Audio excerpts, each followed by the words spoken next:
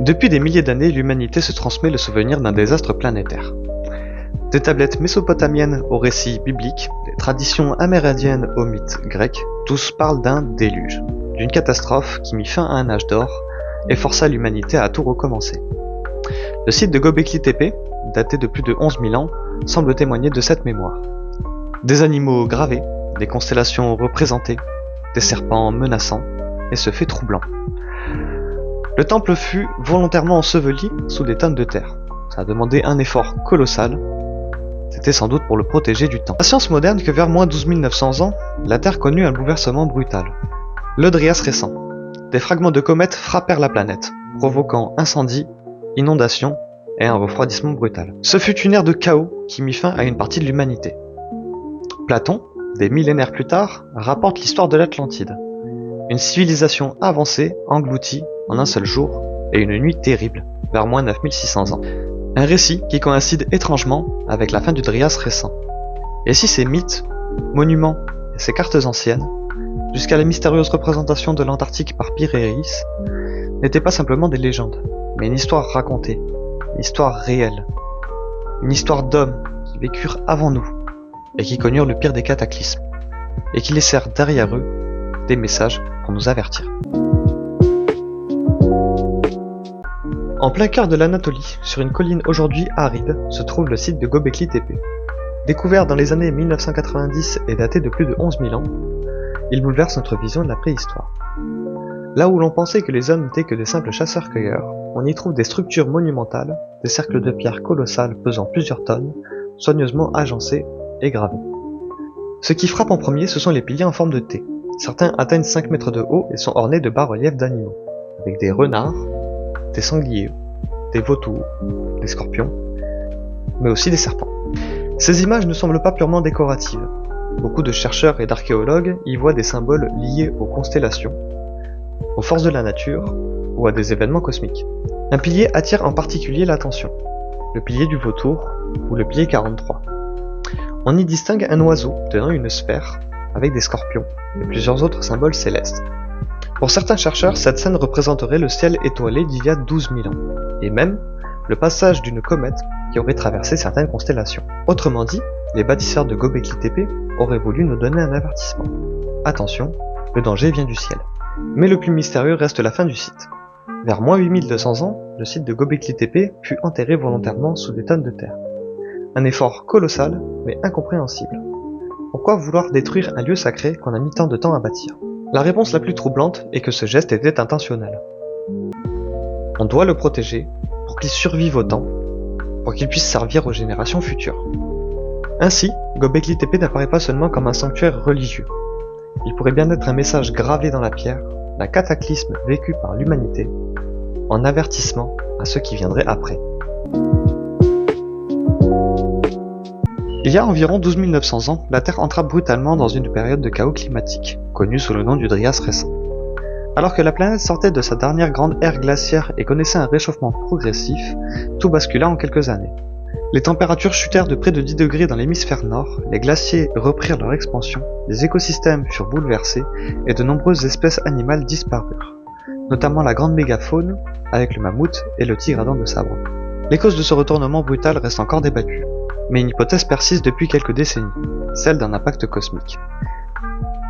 Des fragments de comètes auraient frappé la Terre, principalement dans la calotte glaciaire nord-américaine, et ceci aurait eu des conséquences terribles.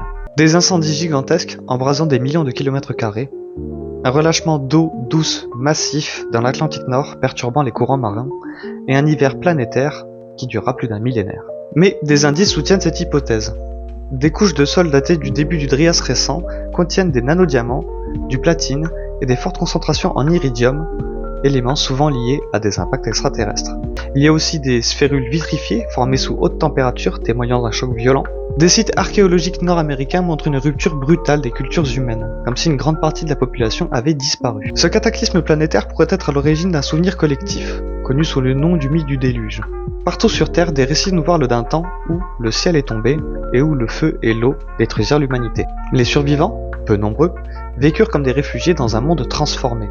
Ainsi, le Dryas récent ne serait pas seulement un épisode climatique, il pourrait être le traumatisme fondateur gravé dans les mémoires humaines que l'on retrouve sous forme de symboles, de légendes ou même de monuments, comme Göbekli Tepe.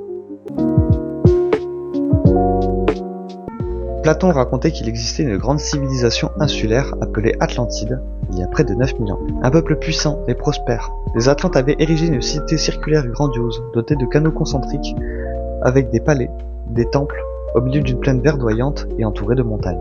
Leur influence s'étendait bien au-delà de leurs îles, sur les côtes méditerranéennes ou africaines par exemple. Mais selon Platon, cette civilisation disparut en un seul jour, en une seule nuit terrible, engloutie par la mer, après de violents tremblements de terre et des inondations. Longtemps considéré comme une simple fable philosophique, ce récit prend une nouvelle dimension quand on le replace dans son contexte chronologique. La catastrophe décrite par Platon correspond à la fin du Drias récent, autour de moins 9600 ans. Une époque où la Terre sortait à peine d'un chaos provoqué par un impact cométaire. Différents lieux ont été proposés comme l'Atlantide. La région de Doñana, près de Cadiz, en Espagne, où des traces circulaires ont été observées par satellite, qui laissent penser à une cité engloutie par la mer. On a aussi la structure de Richa, en Mauritanie, une formation de 25 km, aussi appelée l'œil du Sahara, qui rappelle un peu la cité concentrique de Platon, qui était autrefois située dans un Sahara verdoyant. Et même l'Antarctique, que certains pensent avoir été une terre tempérée avant qu'elle ne glisse sous la glace, une hypothèse renforcée par la mystérieuse carte de Piri Reis. Qu'il s'agisse d'un lieu précis ou d'un souvenir symbolique, l'Atlantide pourrait représenter une civilisation disparue à cause du cataclysme du Drias récent. Un peuple dont les connaissances seraient en partie transmises dans les cultures suivantes, expliquant l'émergence soudaine de savoirs avancés en Égypte, en Mésopotamie ou encore dans les anciens peuples des Andes. Ainsi, loin d'être une simple légende, l'Atlantide pourrait être le traumatisme mondial, la perte d'un âge d'or, balayé par un cataclysme mondial. Oui, j'ai changé de t-shirt, je tombe pas le même jour, vous allez survivre, tout va bien. Aujourd'hui, l'Antarctique apparaît comme un désert blanc, recouvert de plusieurs kilomètres de glace. Il faut savoir que c'est pas forcément le cas. Les relevés satellites et les études géophysiques ont montré qu'un vrai continent se cache en dessous, avec ses montagnes, ses vallées, des lacs immenses et même des systèmes de rivières souterraines. Ce monde enfoui reste largement inconnu, comme si vous voulez dissimuler quelque chose. C'est maintenant qu'entre en scène la fameuse carte de Piri Reis. Donc créée en 1513 par un amiral ottoman, la carte de Piri Reis montre l'Amérique du Sud, l'Afrique et des petites îles appartenant à l'Antarctique, sans glace, avec des montagnes et des vallées. Or, ces détails ressemblent étonnamment aux côtes antarctiques actuelles révélées par la cartographie moderne sous-glaciaire. Comment un cartographe du XVIe siècle pouvait-il disposer de telles informations? La réponse la plus logique, c'est qu'il aurait compilé plusieurs anciennes cartes dont on n'aurait pas les sources. Certains chercheurs, comme Charles Hapgood, ont proposé une hypothèse intéressante. L'Antarctique aurait été jadis plus au nord, dans une zone plus tempérée, avant un basculement de la croûte terrestre il y a environ 12 000 ans.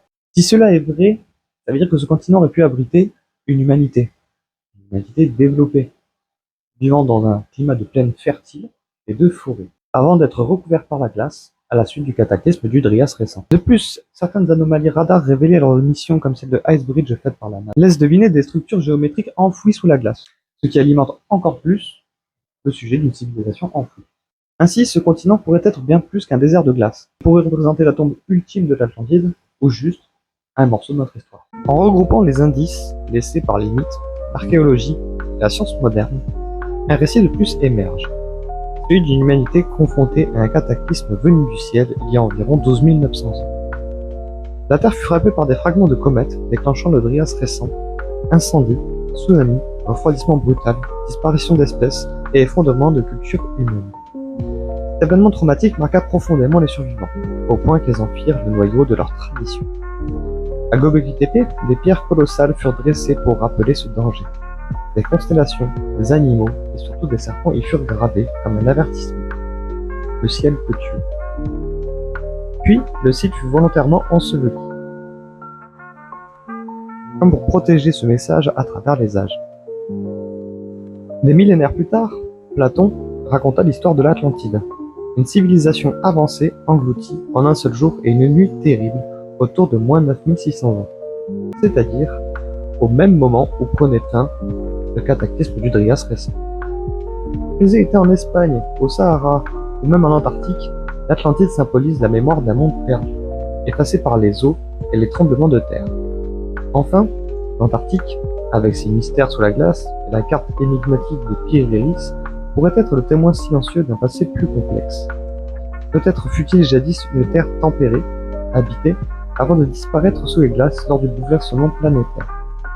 Tous ces fragments, mythes du déluge, cités engloutis, tempes astronomiques et cartes impossibles, semblent raconter une même histoire, celle d'un âge d'or balayé par un désastre cosmique, dont nous portons encore la mémoire à travers les récits et les monuments. Ainsi, les anciens ne cherchaient peut-être pas à nous émerveiller, mais à nous prévenir. L'histoire de l'humanité n'est pas linéaire, elle est ponctuée de ruptures, de destruction et de renaissance.